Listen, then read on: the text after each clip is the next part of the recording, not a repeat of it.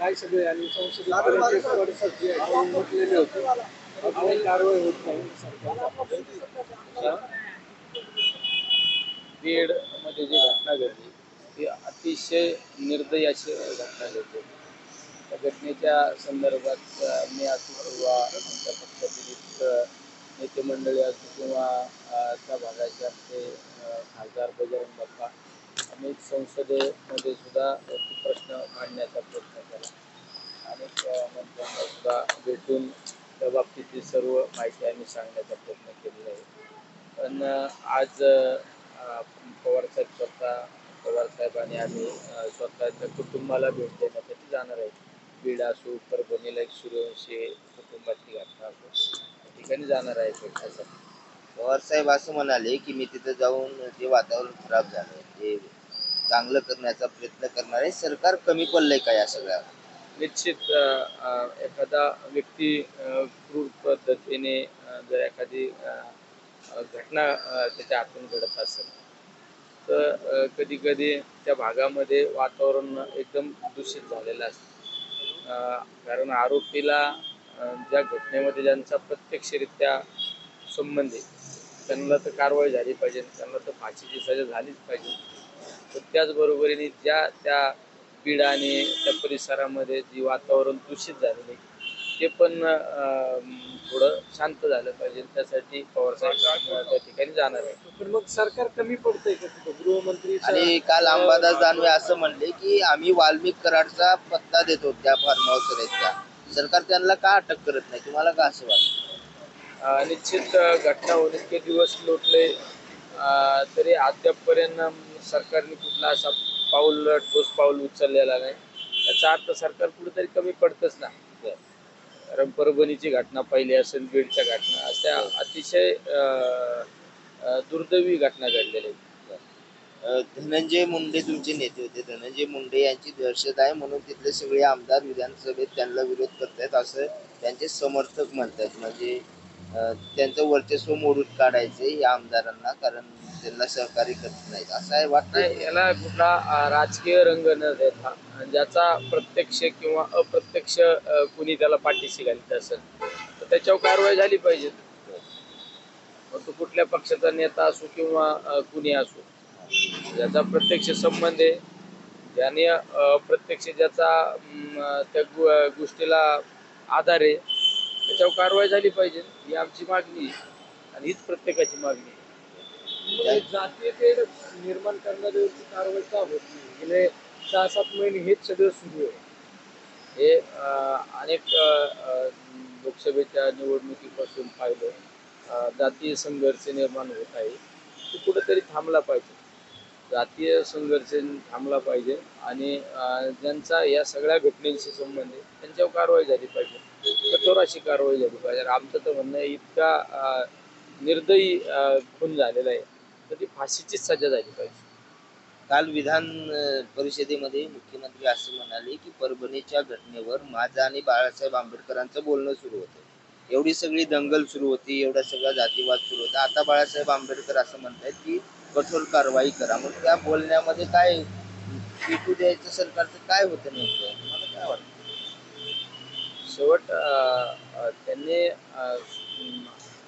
हाऊसमध्ये बोलणं आणि प्रत्यक्षरित्या काय घटना आहे याचा बराच अंतर असतो. त्यामुळे ते प्रत्यक्षरित्या त्यांनी त्या गोष्टीची सखोल अशी चौकशी केली पाहिजे. दोन्ही राष्ट्रवादी एक आहेत का दोन आहेत तेच कळणार झाले. सध्या सगळे एकमेकाला भेटायला ती लोकांच्या मनात थोडा संभ्रम निर्माण झाला. राष्ट्रवादी एक का दोन यापेक्षा काही व्यक्तिगत संबंध असतात ना.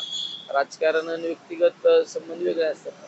नाही, पण भविष्यात तुम्ही अजितदादा गटासोबत जाणार अशी चर्चा आहेत सातत्याने. कारण भाजपला काय वन नेशन वन इलेक्शनसाठी गरज आहे राष्ट्रवादीच्या खासदारांची. तुमची काय भूमिका आहे? नाही, आमची भूमिका काय यापेक्षा आमच्या पक्षाला नेते आदरणीय पवारसाहेब आमचे नेते आणि मी त्या पक्षाचा एक छोटासा घटक असल्यामुळं त्या विषयावर माझ्यासारखा कार्यकर्ता कुठलं भाष्य करू शकत नाही. काही वन खासदार नेशन वन संपर्कात आहेत असं इलेक्शन वन नेशन वन इलेक्शनला तुमचा पाठिंबा आहे की विरोध आहे? स्पष्ट होत नाही नेमकं काय भूमिका आहे. आमच्या पक्षाचा जी भूमिका ठरेल त्या भूमिकेशी आम्ही बरोबर असणार आहे. मग काय पक्षाची भूमिका काय आहे? शेवट आमच्या पक्षाचे नेते आम्ही संसदेमध्ये बसू त्या ठिकाणी आमच्या गटनेत्या आदरणीय सुप्रियाताई हे सगळे ती भूमिका आहेत ते त्यांचं ज्या गोष्टीला समर्थन असेल त्या समर्थनाशी आमचा पक्ष बरोबर असणार. मग त्या दिवशी मतदान झालं तुम्ही कुठल्या बाजूने होते काय कळत नाही. आम्ही इंडिया आघाडीच्या बाजूने होतो. इंडिया आघाडीच्या बाजूने होतो. पण मग हे सगळ्या गोष्टी सुरू आहेत. तुम्ही दादांशी काय बोलले का? बोलणं झालं का? दादांनी तर चॅलेंज दिलं होतं तुम्हाला काय या सगळ्या प्रकरणानंतर. नाही, निवडणूक झाल्यानंतर निवडणुकीत ज्या काही गोष्टी झाल्या असतील त्या सोडून द्यायच्या असतात. नाही पण मग बोलले का दादांशी? काय आपल्या बोलणं झालं का? शुभेच्छा दिल्या का तुम्ही मतदारसंघामध्ये मुख्यमंत्र्यांना? नंतर आपण कामाच्या माध्यमातून आपण कामाला सुरुवात करायची.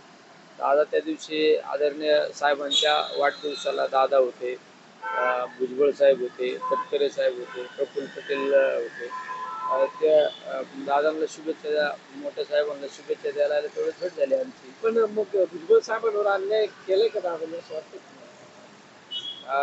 निश्चित माझं ते एक म्हणणं आहे, भुजबळ साहेबांसारखा एक धुरंधर नेता आणि ज्याने अनेक कालखंड या राज्यामध्ये संघर्ष उभा केला आणि एक धडाडीचा नेता म्हणून त्यांच्याकडे पाहिलं जात आहे. त्यामुळे त्यांना संधी द्यायला पाहिजे होती ही माझ्यासारख्या एका प्रामाणिक कार्यकर्त्याची इच्छा आहे. पण मग अन्याय कोणी केला? अं, माझे तर म्हणणं आहे की आदरणीय भुजबळ साहेबांना एक चांगल्या ताकदीचं खातं त्यांच्या सारख्या ताकदीचं खातं त्यांना मिळायला पाहिजे होतं. आम्ही तर कारण भुजबळ साहेबांची काम करण्याची मी पद्धत जवळून पाहिलेली आहे. एक तळागाळातला नेता म्हणून भुजबळ साहेबांकडे नाही पाहिलं पण जातं. अन्याय कोणी केला त्यांच्यावर? त्यांच्या पक्षानेच केला म्हणायचं ना. म्हणजे दादांनी केला अंतर्गत कारण काही? आमचं तर प्रामाणिक म्हणणं होतं भुजबळ साहेबांना संधी मिळाली पाहिजे होती. कारण त्या आघाडीमध्ये भुजबळ साहेबांसारखा ताकदीचा नेता डावलल्याचं दुःख हे सर्वांनाच आहे. भुजबळ साहेबांनंतर एक पण नेता नाहीये का एवढं? नाही, निश्चित भुजबळ साहेबांची काम करण्याची आम्ही पद्धत पाहिली होती. एकदम निस्पष्ट वक्ता, जे पोटात तेच होता असा असणारा नेता आणि काम करण्याची पद्धत चांगली. त्यांची नाराजी ही सर्वसामान्य लोकांना ताकद देण्याची पद्धत. आम्ही 5 वर्ष भुजबळ साहेबांबरोबर काम केलं विधिमंडळात. त्यांच्या खात्याचं कुठलं काम असलं तर करतो पाहतो नाही, स्पष्टपणे लगेचच्या लगेच त्याला उत्तर. पण त्यांची नाराजी ही राष्ट्रवादीला मागात पडेल असं दिसतंय. चित्र आता सध्या दिसतंय ते पाहिलं तर. आता ते पाहू आता काय होते, आगे क्या क्या होता है देखेंगे. पण भुजबळ साहेब येतील आणि असं पवार सगळ्याच साहेबांकडे येतील वाटतं. सगळ्याच गोष्टीवर आपण का बोलायचं. नाही पण पवार साहेबांकडे येतील का भुजबळ साहेब? आपण ज्या गोष्टींचा माझा त्यांच्याशी कुठला संपर्क नाही, माझा कोणाशी काही या बाबतीत संपर्क नसल्यामुळे मी का बोलायचं.